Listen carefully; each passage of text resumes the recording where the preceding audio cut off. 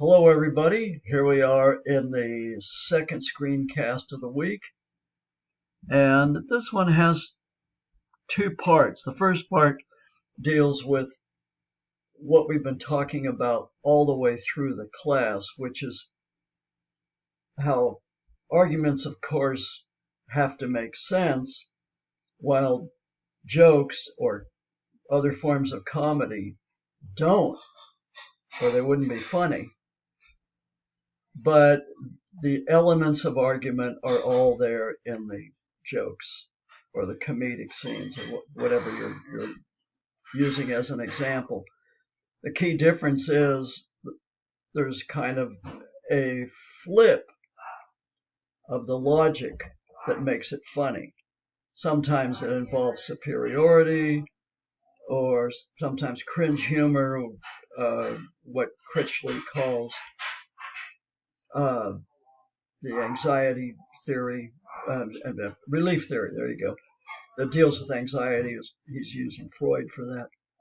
And incongruity, which is kind of the simplest form of humor.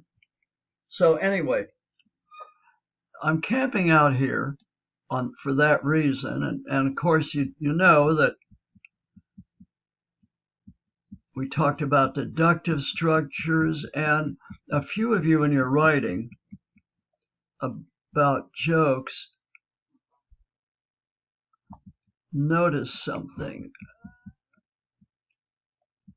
and you use reductio ab absurdum to get there. Talk about how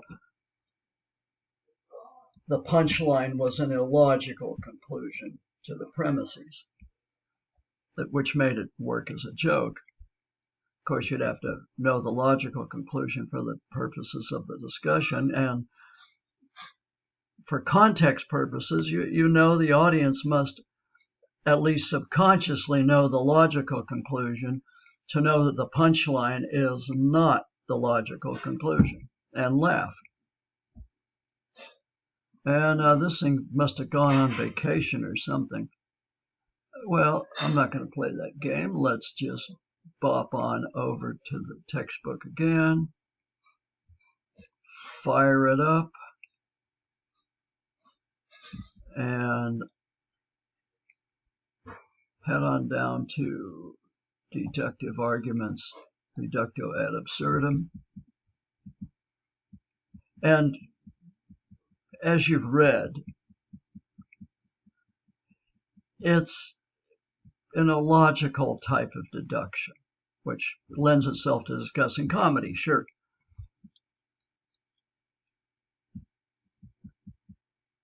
It makes it impossible to argue against because it's built to show that it contains the only possible outcome. Of course, that's a fool's errand to say there's only one possible outcome. It's a logical fallacy, in fact. And let me take you to other ways of showing how punchlines are illogical conclusions. And I'm going to head on down here to some reading I'm not assigning as weekly reading, but might come in handy for a big project I'm assigning right now. And let's see where it's oral arguments. Nope.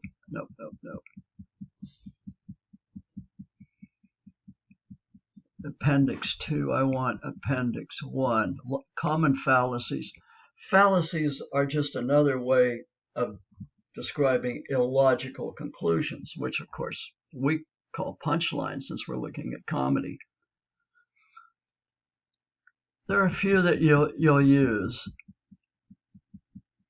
and they come in handy. Yeah, a lot of Latin here. Everything sounds better in Latin. Appeal to ignorance is kind of a fun one. Appeal to pity, and sort of the bandwagon effect. It must be right because everyone's doing it. Begging the question.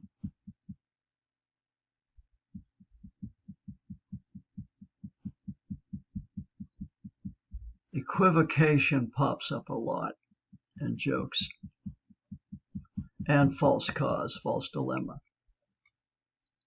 So see if those come in handy as you work on what is admittedly a pretty big project, but I think you'll have some fun with it, and if you put a little time into it, get a lot out of it as a writer and thinker. And let's go to the assignments page. You'll see the main assignment here, and then there's the draft assignment, which I will pull up.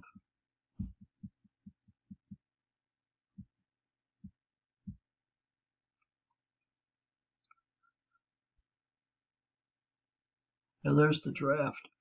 I moved it down so you could notice the second set of extra credit questions.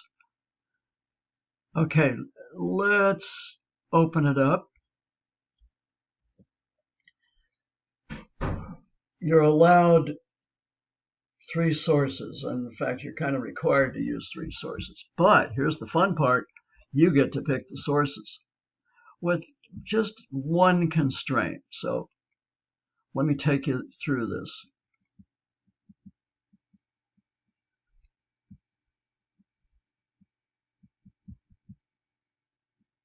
And I'd like to see a fuller screen of this. Let's do it this way. So it's due August 7th. Of course, there's a draft due sooner on the 31st to be accurate. You'll see on the draft assignment. And the draft assignment, of course, will cover the important bits to get you to 60%. The first 5 instructions in this case. But let me slow down and walk you through a good part of the whole project. Locate 3 sources. It could be a TV series, old one, new one, whatever. A film comedy, a work of literature, a work of live theater, a set of popular songs. Remember, they have to be comedic. Now, comedy means we don't really have 3 comedic sources. So one of them, here's the limitation, the twist, if you will. One of them has to be from a period before you were born. It could be from way before or just immediately before. When your mom was in labor, I don't know, just whenever you were born, use that as your earlier generation era, okay? And no matter which comedic works you choose under those requirements, you're going to really join the conversation here. You're going to put yourself into this a lot more. Now, here's the central question. It's a 3-part one. And of course, I'm looking for your introduction to cover that. Since this is a little bit longer paper, you may not be able to cover all 3 answers to all 3 parts of the central question in one first paragraph. It may take you a couple, that's fine, long as you get there. Considering your own contemporary context, position yourself in it, and join the conversation as you develop your response to this 3-part question. 1. What argument would you make in response to these 3 comedic arguments you find, and why? 2. What response to these comedic arguments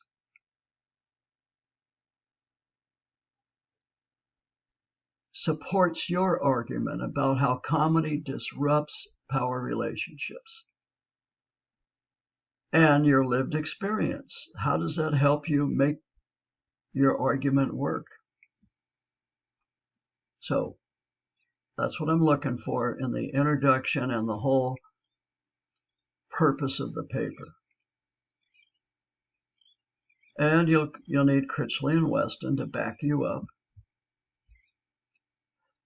In Critchley, I think chapters 5 and 6, ethnic humor and sensus communis, are really going to help you the most in looking at the social context of the comedy and also some elements of argument that Critchley brings up. And here's Weston. Now you've got more types of comedy here, not just stand-up comedy this time. So it may not all be deductive. It might involve analogies, or as you notice with some comedy, causal arguments. So those are the first 5 instructions, the important part for the draft. Now going beyond that, I'll go a little bit further.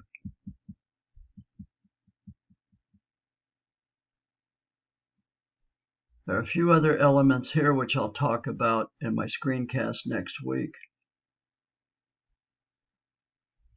So give it a read and start looking for your 3 comedic sources.